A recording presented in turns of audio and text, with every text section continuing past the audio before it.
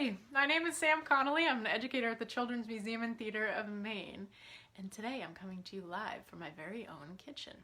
So today is the third in our series called Sundays in the Kitchen, and it is generously sponsored by Hood.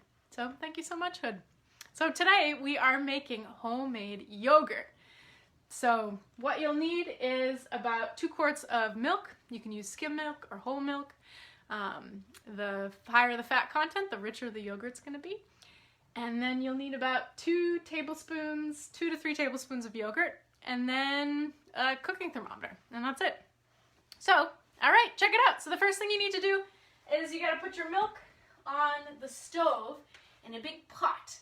And so I actually put some ice on my pot to make it a little bit cooler because I didn't want to scorch my milk. And so the first thing you got to do is you got to bring your milk up to around 185 degrees, just below boiling. So right now I'm at 170, so I got a little ways to go before my milk is nice and good. Yeah, and so once my milk is good, that's going to kill all the bad bacteria. Then we're going to add in the good bacteria. Bacteria? Has anybody ever heard of that before? So while our milk is getting hot enough, let's chat about some good bacteria. So, when we introduce our yogurt, yogurt is actually filled with billions and billions of good bacteria. And we actually have like billions and billions and billions inside our stomach, and it helps us digest food. So, bacteria is alive. It's a living microbe. So living things need to eat and they need to grow. Hey, what do you like to eat? I love to eat. What do you think yogurt bacteria likes to eat? Well, guess what? It loves to eat glucose and galactose, sugars that are in milk. So when it eats and eats and eats, it changes those sugars into something else. So let's see. We've got one bacteria right here. Hey. And it's eating and it's eating and it's got to grow, right? When microbes grow, when bacteria grows, they actually split in 2. So where there was 1, all of a sudden, there are 2. Hey! So they split and they split and they split.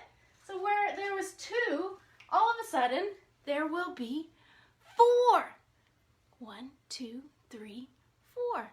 And then those 4 will split, and then all of a sudden, how many will there be? There'll be 1, 2, 3, 4, 5, 6, 7, 8. So that's how they grow. They eat and they eat and they eat and they split and they split and they split.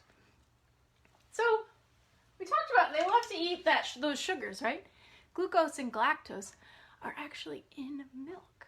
So when they gobble them up, check it out.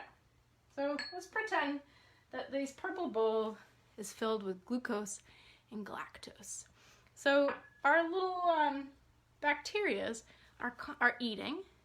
They eat, they gobble up a little glucose or galactose, and they spit out what's called lactic acid.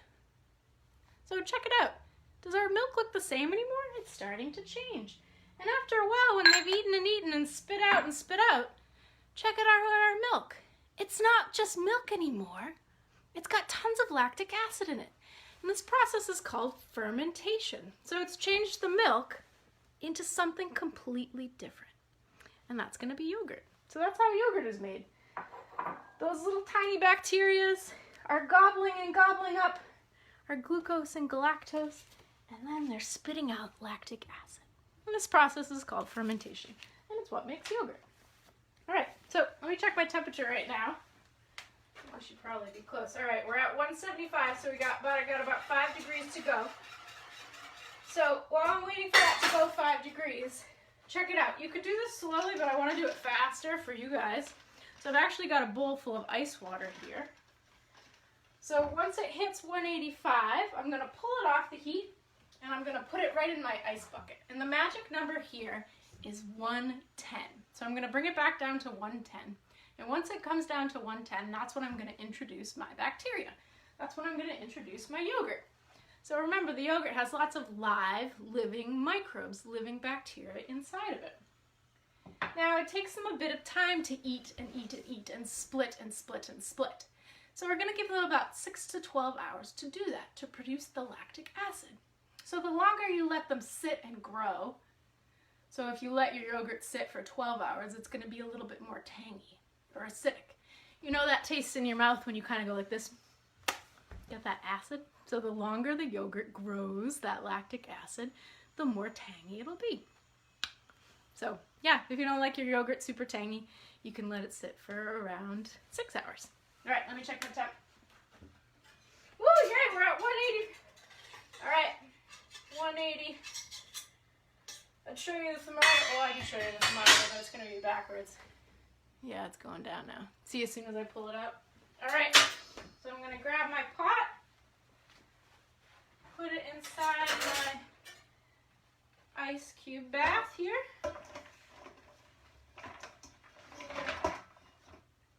Actually, going to put some water around it. Let it cool down. And remember, the magic number is 110. So when you're letting it sit, when you're letting those microbes grow, you want it to be sitting in a nice warm place.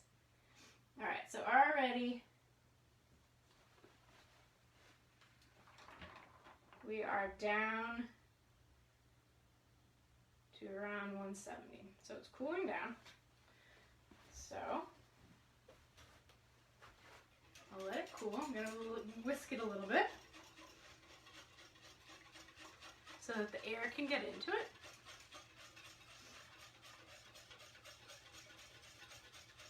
All right, we're down to 155, 150. What's the magic number again? Oh no, I'm leaking everywhere. The water's coming out of my cooling pan. It's because the ice is melting. All right, we're down to 130.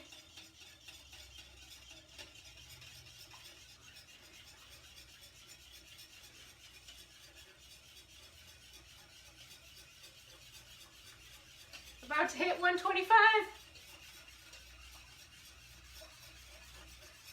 The numbers are getting smaller. They're cooling down. What are other ways that you can cool it down? So right now I'm increasing the surface area. I'm whisking it a little bit, cooling it down. 120.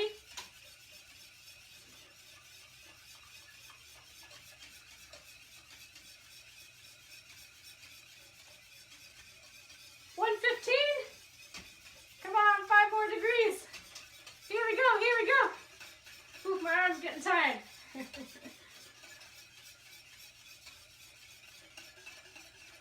All right, so the reason we want to get to 110, that's the magic number, is because it's not too hot and it's not too cold. So if we put in the microbes at 130, 135, what's going to happen is they're going to get, it's too hot, it's going to kill them. And we want it to be alive. We want those living things to be able to grow. If it's not warm enough, then they won't be able to reproduce. They won't be able to split as much. So 110 is that perfect in between where we can allow them to split and grow, and it's not too hot to kill them. Okay. All right, we're down to 110. Awesome. So I'm going to take about, I'm going to pull it out of the ice bath first of all because I don't want it to get too chilly.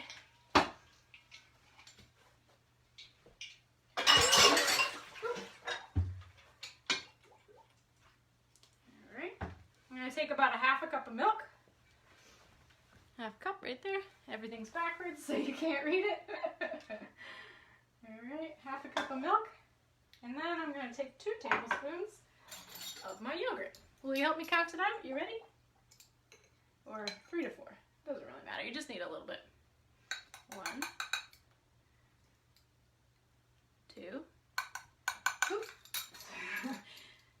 And that's Huckleberry. 3. Does anybody have a cat or a pet at their house who likes to interrupt the cooking process? He really likes dairy. Okay. And we're just going to whisk that in. Mix it all up. Alright. And then I'm going to slowly introduce my bacteria into my big pot.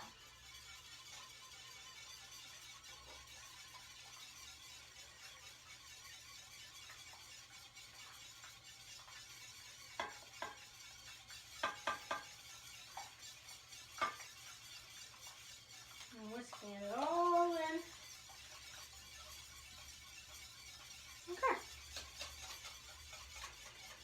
So what I'm going to do now, I'm going to take and keep my thermometer in close by so that I can check. Because remember, I don't want it to get too cold and I don't want it to get too hot. But I'm going to put the lid on top, and you can either wrap it up with towels or you can put it inside your oven with a light on. You want it to be able to be warm, so keep that 110 temp, and you don't want it to get too cold and you don't want it to get too hot.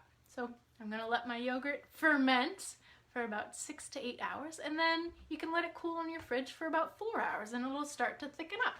If you like a really thick yogurt, like a Greek yogurt, you can let it sit and strain and let all the liquid come out.